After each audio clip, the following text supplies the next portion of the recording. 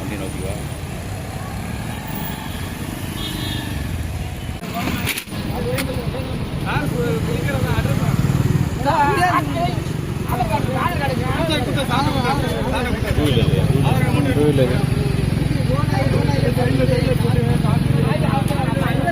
நார்மலா தான் sir car போயிருக்கேன்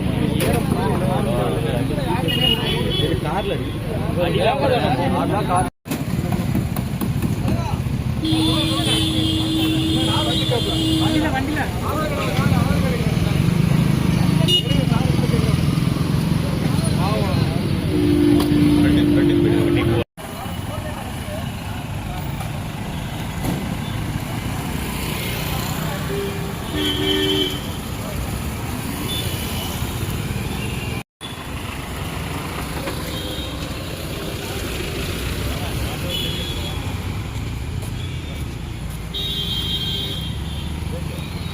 நீங்க பார்த்துட்டு இருக்கிற இடம் திருவாரூர் மாவட்டத்தினுடைய மிக முக்கியமான அலுவலகங்களுக்கு செல்லுகிற இடம்ங்க. இப்ப இந்த இடம் பாத்தீங்கன்னா மருத்துவக் கல்லூரி, மருத்துவமனை, மாவட்ட காவல் கண்காணிப்பாளர் அலுவலகம், மாவட்ட நீதிமன்றம், மாவட்ட கல்வி அலுவலகங்கள்ல அப்படி எல்லா அலுவலகங்களும் நிறைந்திருக்கிற ஒரு முக்கியமான சாலைங்க. இது வந்து தஞ்சை நாகை தேசிய நெடுஞ்சாலை.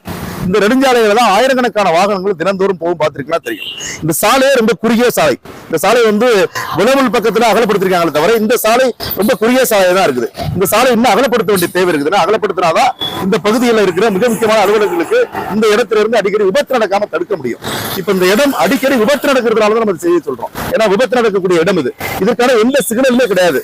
ஏன்னா தேசிய நெடுஞ்சாலை என்பதால் இங்க தடுப்பு அமைக்க முடியாது. தடுப்பு அமைக்கலன்னா தடுப்புக்கு பதில் சிக்னல், அந்த கோடு இருக்கும் உங்களுக்கு, இந்த வெள்ளை மஞ்சள் இப்படி கோடுகளை போட்டு இந்த இரவு நேரங்கள்ல அது மக்களுக்கு தெரியும். இந்த இடத்துக்கு வந்து கிராஸ் பண்ணும்போது பார்த்து கிராஸ் பண்ணணும்னு சொல்லிட்டு.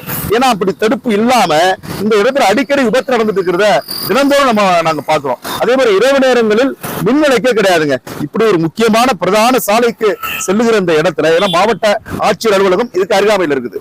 இது பக்கத்துல இருக்குது.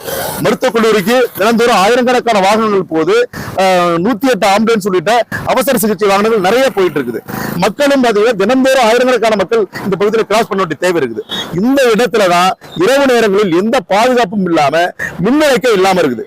அப்ப இந்த பகுதியில மின்விளக்கு கிடையாது, தடுப்பு கிடையாது, இப்படி எதுவுமே இல்லாம இருக்கிறதுனால விபத்துகள் அடிக்கடி நடக்குது. அதனால் உடனடியாக மாவட்ட நிர்வாகமும் மாவட்ட காவல் கண்காணிப்பு மாவட்ட காவல் நிர்வாகமும் இந்த இடத்தில் தடுப்புக்கு பதில் வேற இது இந்த சிக்னலுக்கான கோடுகளை அமைக்கணும்.